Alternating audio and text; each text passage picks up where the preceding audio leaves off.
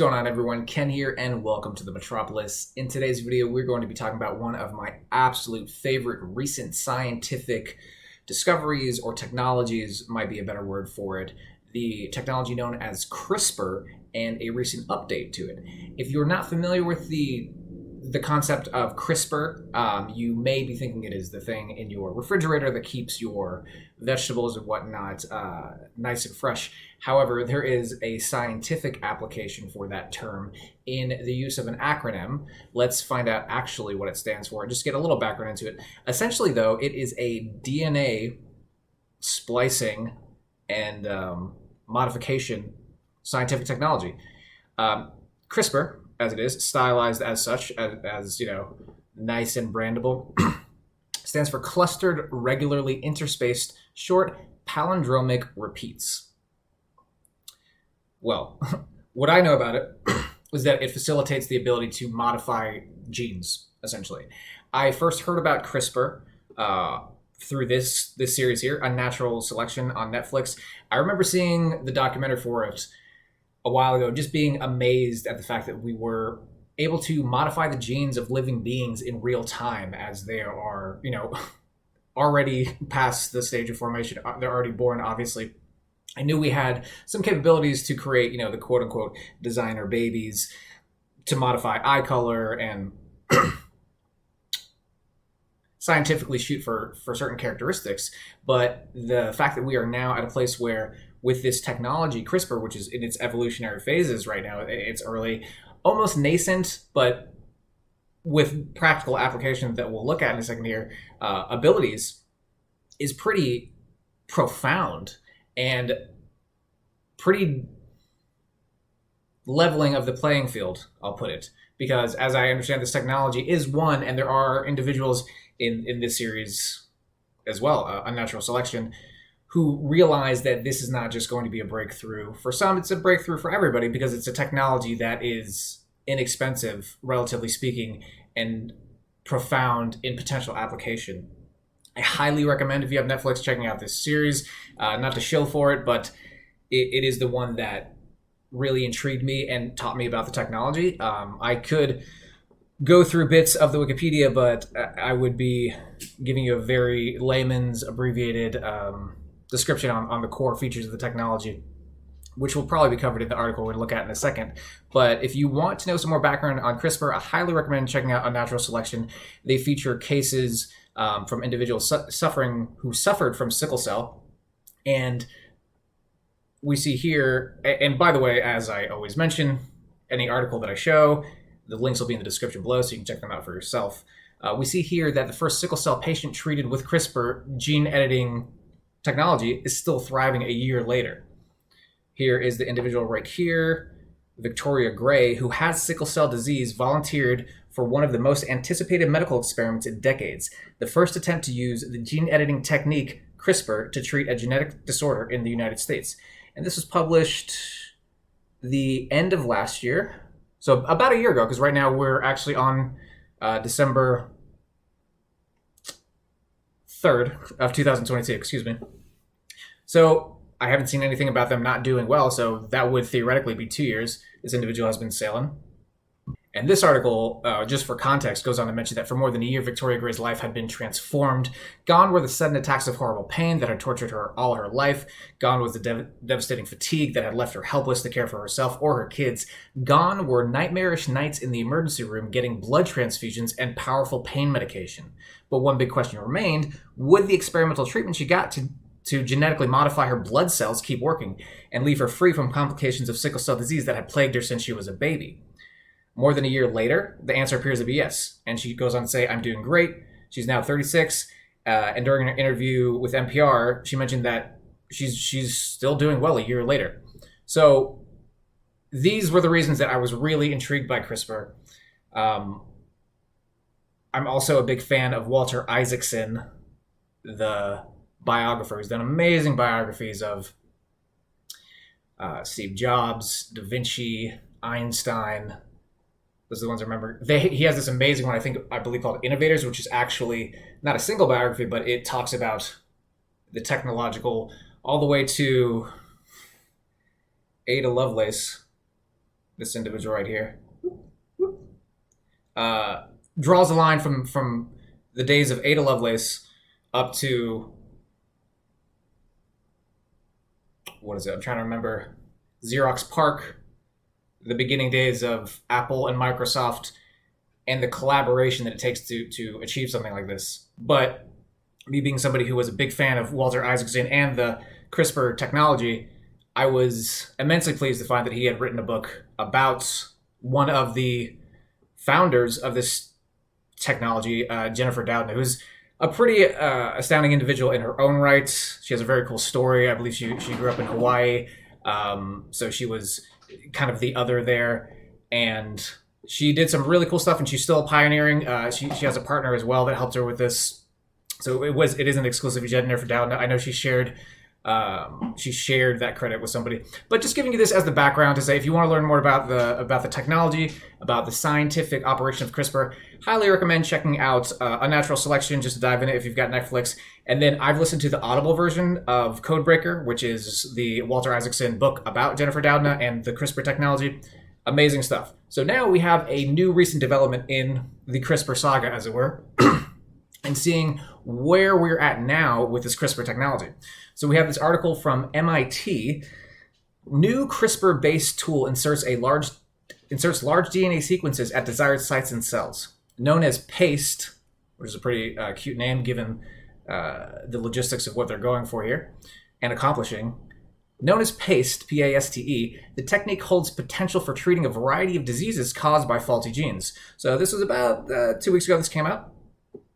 Building on the CRISPR gene editing system, MIT research designed a new tool that can snip out faulty genes and replace them with new ones. It's kind of mind-blowing just to talk about and conceptualize. And it goes on to say, building on the CRISPR gene editing system, MIT researchers have designed a new tool that can snip out faulty genes and replace them with new ones in a safer and more efficient way. So it seems like a refinement of the process they've already been working on. Using the system, the researchers show that they can deliver genes as long as 36,000 DNA base pairs to several types of human cells, as well as to liver cells in mice. The new technique, known as PASTE, could hold promise for treating diseases that are caused by defective genes with large numbers of mutations, such as cystic fibrosis. Quote, it's a new genetic way of potentially targeting these really hard-to-treat diseases, says Omar Abadiah, a McGovern Fellow at MIT's McGovern Institute for Brain Research. We wanted to work toward what gene therapy was supposed to do at its original inception, which is to replace genes, not just correct individual mutations. The new tool combines the precise targeting of CRISPR-Cas9, a set of molecules originally derived from bacterial defense systems with enzymes called integrises. I'm butchering that, I apologize. Likely. Which viruses use to insert their own genetic material into a bacterial genome. So, as with science, they seem to be piggybacking off of and utilizing, learning from, in kind of a Kirby type sense, if you're familiar with the character, or Mega Man, however you want to put it, things that are happening in nature, in the animal and bacterial kingdom and whatnot, and creating tools out of them, creating what would be if you were in Photoshop or something, and you'd have like the little tools on the side or whatnot, creating this utility belt of editing capabilities by harnessing the functionality of nature. It's pretty wild. Just like CRISPR, these integrases, sorry again, I'm probably butchering it, come from the ongoing battle between bacteria and viruses that infect them, says Jonathan Gutenberg, also a McGovern Fellow. It speaks to how we can keep finding an abundance of interesting and useful new tools from these natural systems. Gutenberg and Ebadiah are the senior authors of the new study, which appears today in Nature Biotechnology. The lead authors of the study, who are MIT technical associates Matthew Yarnell and Rohan Krajewski, former MIT graduate student Eloriana Lowanati, and MIT graduate student Sian Schmidt-Olms. So it looks like it just goes on to talk about some of the particulars of it, but overall it seems like they've been refining their process, essentially. And as with this example here from NPR, I mentioned they were tackling sickle cell. It seems with this, they can go after something like cystic fibrosis. So they are expanding the utility belt, as I've mentioned that metaphor, and increasing the number of capabilities it has to tackle these more complex problems. Goes on to say, the CRISPR-Cas9 gene editing system consists of a DNA-cutting enzyme called Cas9 and a short RNA strand that guides the enzyme to a specific area of the genome, directing Cas9 where to make its cut. So this is actually the nitty-gritty of how CRISPR itself works. It works off of RNA. Excuse me. When Cas9 and the guide RNA targeting a disease gene are delivered into cells, a specific cut is made in the genome, and the cell's DNA repair processes glue the cut back together, often deleting a small portion of the genome. If a DNA template is also delivered, the cells can incorporate a corrected copy into their genomes during the repair process. However, this process requires cells to make double-stranded breaks in their DNA, which can cause chromosomal deletions or rearrangements that are harmful to cells. Another limitation is that it only works in cells that are dividing, as non-dividing cells don't have the active DNA repair processes. The MIT team wanted to develop a tool that could cut out a defective gene and replace it with a new one without inducing any double-stranded DNA breaks.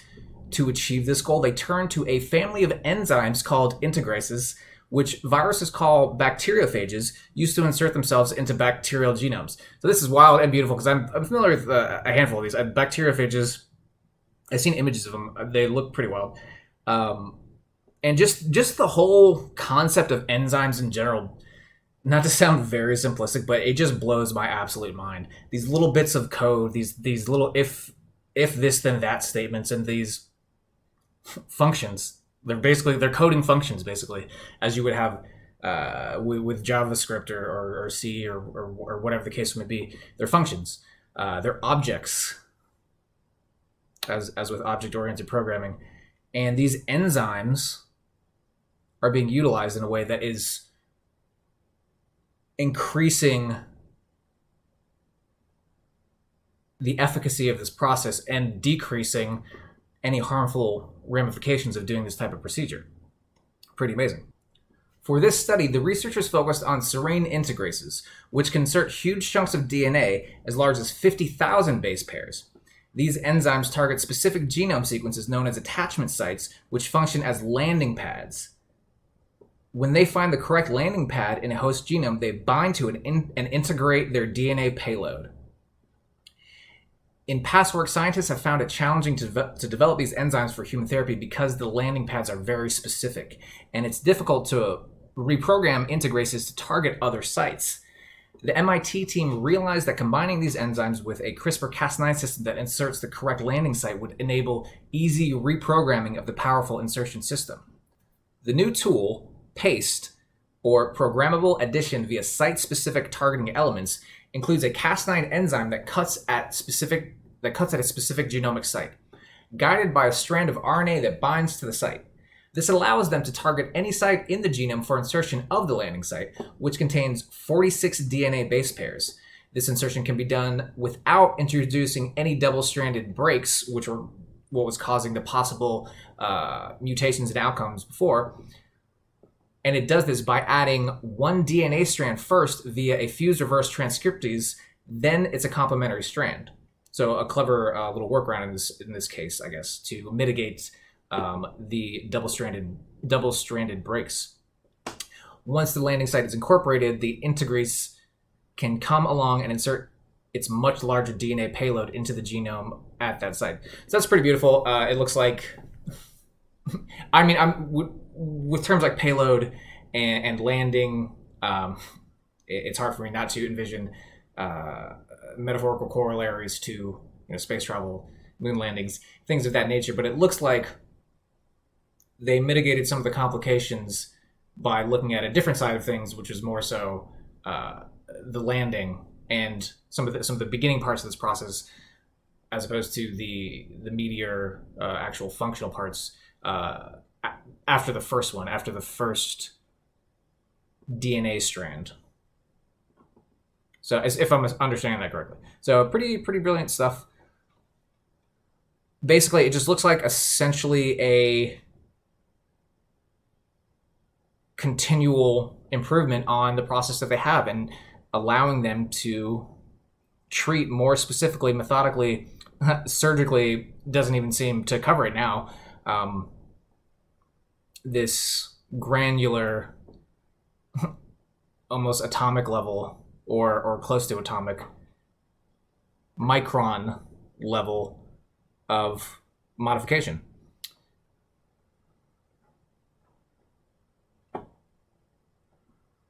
One of the fantastic things about engineering these molecular technologies is that people can build on them, develop and apply them in ways that maybe we didn't think of or hadn't considered, Gutenberg says.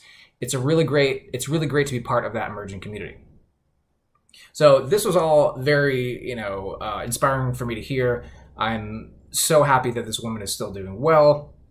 I'm excited every time I hear news about CRISPR. It is one of my favorite technologies. Like I said, I highly recommend checking out Unnatural Selection if you have Netflix, or The Code Breaker. I listened to it on Audible. I enjoyed it there. Or just checking out some interviews with Jennifer Doudna herself. She's a cool person, a very modern, unique, heroic figure. I'll say. I know that it can be helpful for these sort of breakthroughs when there are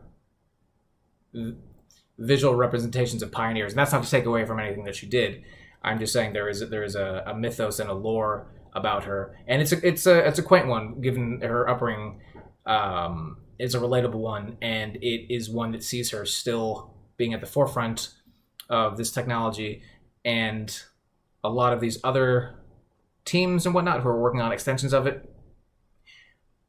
I know they're going to do amazing things, and I'm excited to see how this continues to tackle some of the complex genetic mutations and DNA-based problems that we have as a species. So let me know what you thought about this CRISPR update in the comments below. Have you already heard of CRISPR? Was this your first time? Would you be afraid to have your genes modified by this process, or would you have some faith because you see people already doing well? Are you of the class of best not to tamper? For me, I'm one that this isn't that far off from just taking an Advil or Tylenol. I know that sounds pretty trite or far-flung, but just from we're doing genetic modification to ourselves through accessing chemicals in medicine every day, regardless. So we're just getting more granular and tactical. So I personally see no reason why not, but I could also see some people who would be averse to things of this nature. But to me, it's exciting stuff. I'm always happy when people are alleviated of their physical pain and can go on to pursue the best things in their life. So excited for this. I'm going to keep my ears out for new CRISPR updates, and I look forward to talking to you guys soon. Thanks so much. Cheers. Bye.